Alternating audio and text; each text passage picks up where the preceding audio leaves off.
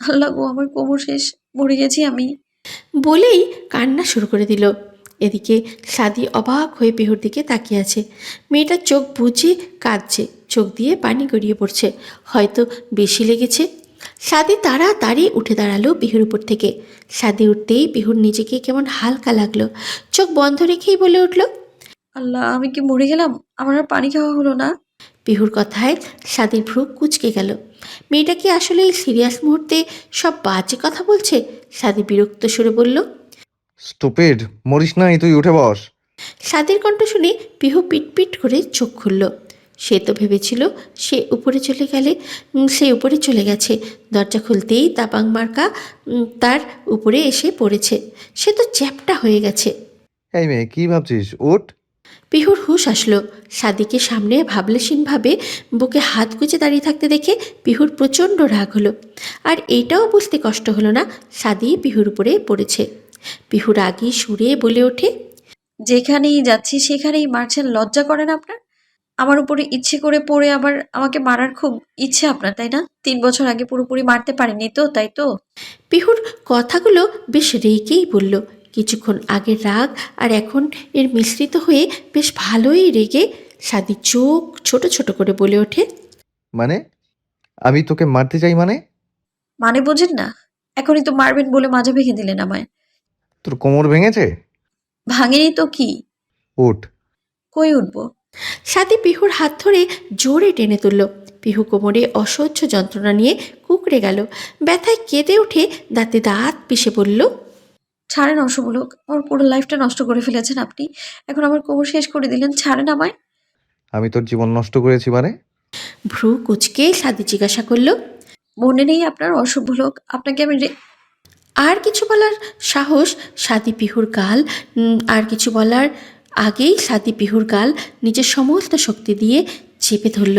পিহুর চোখ লাল, রাগে কোমর আর গালের ব্যথায় চোখ দিয়ে পানি পড়ছে। সাদির বেশ রাগী কণ্ঠেই বলল, তোর লাইফ আমি নষ্ট করিনি, ওটা অ্যাক্সিডেন্ট ছিল। আর সেই ভুলের মাসুল দিতে আমি এদেশে চলে এসেছি। আর অসভ্য কাকে বলিস তুই? জানিস এর মানে? পিহুর চোখ দিয়ে পানি পড়ছে। পিহু আরও রেগে গেল। এক প্রকার জোরে খামচি দিল সাদির হাতে। সাথে নখ সাদির ফর্সা হাতে বসে গিয়ে রক্ত পড়তে লাগলো। তাও সাদি পিহুর গাল ছাড়ল না। পিহুর মনে হচ্ছে গালের চামড়া ছিঁড়ে যাবে। পিহু এবার ফুপিয়ে উঠল। পিহুর চোখে পানি দেখে সাদি এবার ছেড়ে দিল পিহুকে। বাম হাত দিয়ে পকেট থেকে সিম আর মলম বের করে কঠিন কণ্ঠে বলে উঠল, মলম লাগিয়ে নে।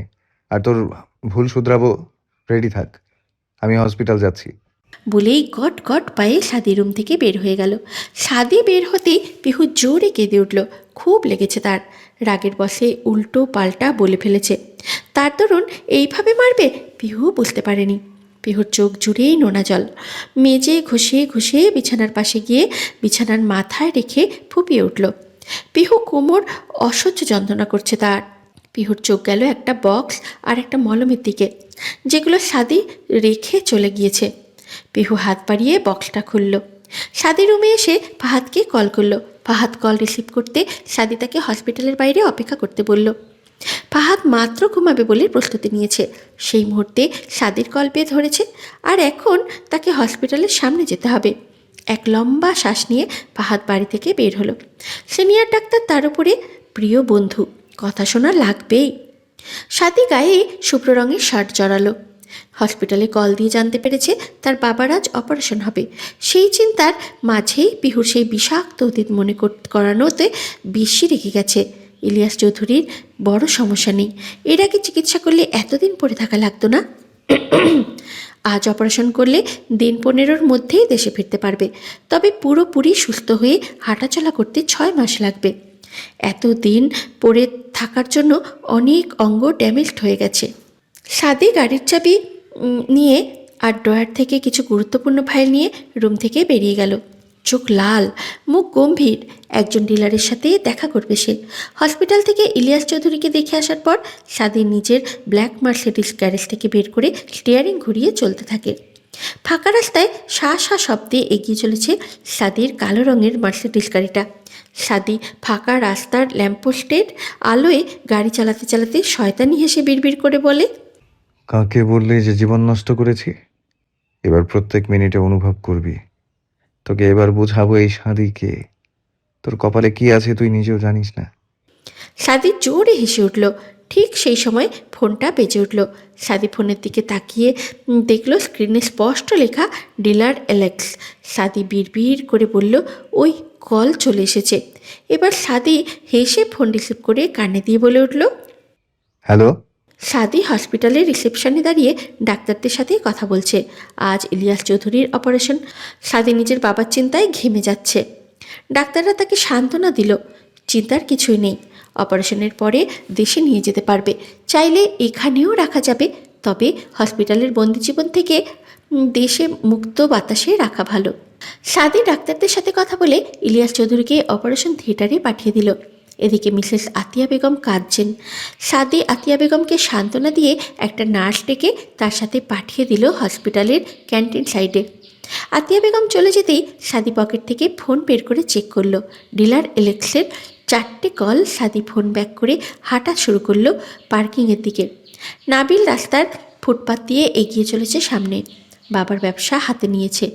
মনে একটা সুপ্ত ইচ্ছা, পিহুকে নিজের রানী বানানো। পিহুকে নিয়ে একটা রাজ্য তৈরি করবে, যেখানে তাদের সুখের সংসার হবে।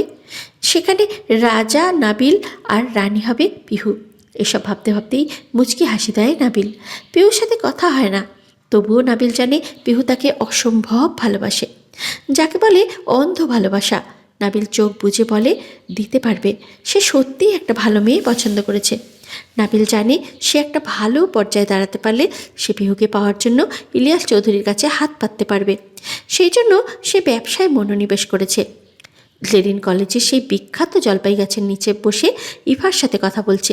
ইফা হলো জেরিনের ক্লাসমেট। মেয়েটা খুব ভালো। ইফা যখন জেনেছে যে নাবিল জেরিনের ভাই, তখন থেকে জেরিনের পিছনে সুপার গ্লুর মতো চিপকে গেছে। সেই সকাল থেকে জেরিনের কাছে নাবিলের নাম্বার চাচ্ছে। জেরিন ভেবে পায় না গার্লফ্রেন্ড আছে শুনেও পিছনে পড়ে এই কোন ধরনের অসভ্য মেয়ে। জেরিন বিরক্ত হয়ে নাম্বার দিয়ে দেয়। ইফার হাসি দেখে কে, আনন্দে জেরিনকে চুমু দিয়ে ফেলে, পরে নিজেই লজ্জা পায়। জেরিন বুকে হাত গুজে বলে ওঠে, নাবিল ভাইয়া পিহু বাদে আর কাউকে ভালোবাসবে না? আমি হাল ছাড়ার পাত্রী না জেরিন। চেষ্টা করে দেখতে পারো, কিন্তু কোনো লাভ হবে না। লাভ লস জানি না, আমি তোমার ভাবি হলাম, বুকে খুব তাড়াতাড়ি মিলিয়ে নিও। জেরিন নাক মুখ কুচকে ভেঙচি কেটে বলে, দেখবো নি আবার ভাইয়ের ভালোবাসা সস্তা না, সরো তো, বাড়ি যাব। ইফা বিরক্ত হলো। পিহুকে সে চিনে, মেয়েটা সুন্দর, কিন্তু তার মতন ক্ষমতা লোভী বাবার মেয়ে না। ইফা যা চায় তার নিজের বাবার ক্ষমতার জোরে পেয়ে যায়। ইফাও একটু জোরে হেসেই বলল, তাহলে দেখো জেরিন, আমার হবু ননদিনী, এখনই তোমার ভাইকে পটাচ্ছি। বলেই কল দিল নাবিলের নাম্বারে। জেরিনের বিরক্তি শ্বাস ফেলে গাছের নিচে গিয়ে বেঞ্চে বসলো। বেশ শান্তিপূর্ণ জায়গাটা। এমনিতে পিহুর সাথে কথা হয় না 3 দিন ধরে। মেয়েটা ঠিকমতো পৌঁছেছে কিনা শিওর না, তার উপরে উটকো ঝামেলা। ইফা এসে জেরিনের পাশে বসলো। তারপরে নিজের ফোনে লাউড স্পিকার দিয়ে বলল, তোমার ভাইকে পটানোর প্রথম ধাপ, ফলো মি ননদিনী। নাবিল বাড়িতে ঢুকে সোফায় বসতে যাবে, ঠিক সেই মুহূর্তে নিজের ফোনটা ভাইব্রেট হয়ে বেজে ওঠে। নাবিল বিরক্ত হয়। কিছু একটা ভেবে ফোন হাতে পেয়ে অচেনা নাম্বার পেয়ে খুশি হয়ে যায়। নিশ্চয়ই পিহু ফোন দিয়েছে। নাবিল কল রিসিভ করে হ্যালো বলতেই মুখটা ফ্যাকাশে হয়ে যায়। ওপাশ থেকে ইফা বলে ওঠে, হ্যালো ভাইয়া, কেমন আছেন? কে আপনি? নাম্বার কই পাইলেন?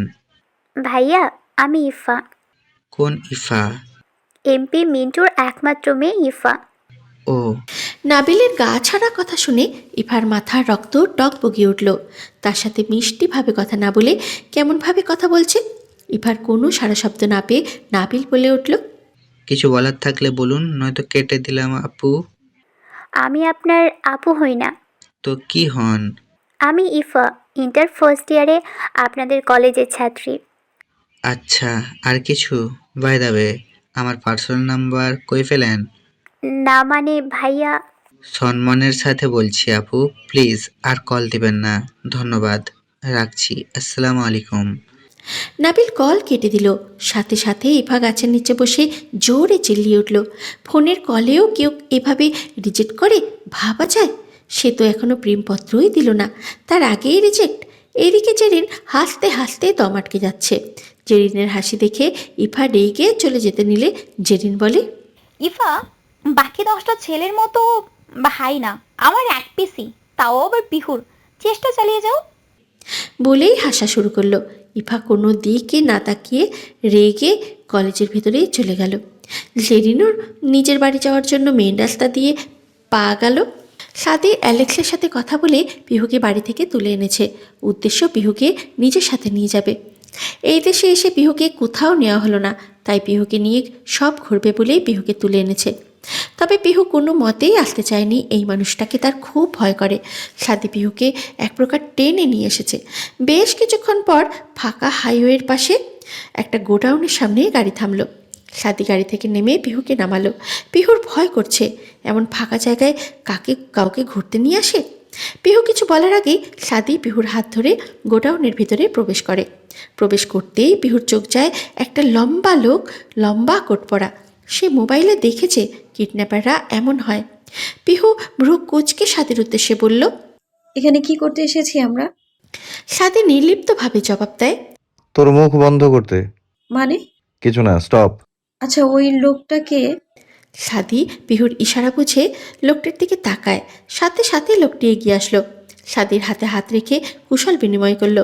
পিহু লোকটার অর্ধেক। পিহু সাদির শার্ট খামচে ধরল। সাদি সেদিকে তাকিয়ে লোকটির সাথে কথা বলা শুরু করলো। এক সময় লোকটি পিহুর দিকে তাকিয়ে সাদির উদ্দেশ্যে বলল। সাদি পিহুর দিকে তাকিয়ে বাংলায় বলে ওঠে, এটা নিয়ে ডিল হবে, নিয়ে যান। সাদির কথা শুনে পিহুর পিলে চমকে গেল। সাদির শার্ট ছেড়ে দিয়ে দূরে সরাতে চাইলে সাদির হাতের বাঁধন শক্ত হয়। পিহু কাঁপা কাঁপা কণ্ঠে বলে ওঠে, আপনি কি করতে চাচ্ছেন? তোকে একটু ভালোবাসা দেখাতে। দেখ এবার প্রতি মিনিট কেমন লাগে। পিহু শুকনো ঢোক গিলে কাঁপা কাঁপা কণ্ঠে বলে ওঠে, আমি আপনি এমন করতে পারেন না, আমায় ছাড়েন। আপনার পায়ে ধরে ছেড়ে দিন আমায়।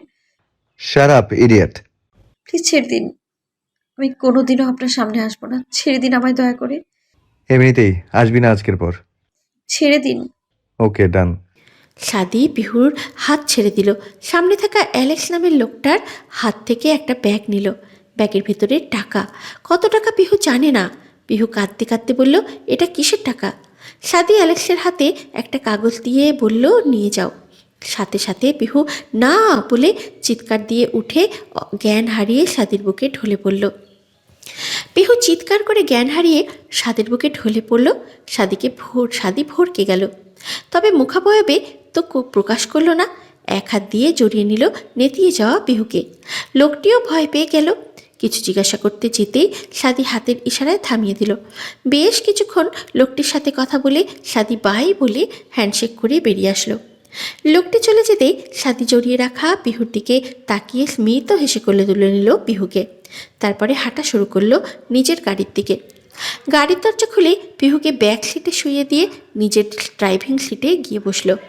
সাদি ড্রাইভিং সিটে বসে ভিউ মিররে ঘুমন্ত পিহুর দিকে এক পলক তাকিয়ে চোখ সরিয়ে নিয়ে এক হাত দিয়ে নিজের সেট করা চুলগুলোর উপর হাত বোলালো। তারপরে কপালে আঙুল ঘষতে ঘষতে বিড়বিড় করে উঠল, এত হালকা কেন? খায় না নাকি? সাদি গাড়ির স্টিয়ারিং ঘুরিয়ে গাড়ি চালানো শুরু করলো। উদ্দেশ্য বাড়ি। আজকে পিহুকে এখানে নিয়ে আসার দুটি কারণ ছিল তার। প্রথমত, পিহু তাকে ভুল বুঝে ঘৃণা করে, এটা সে বুঝতে পারছে।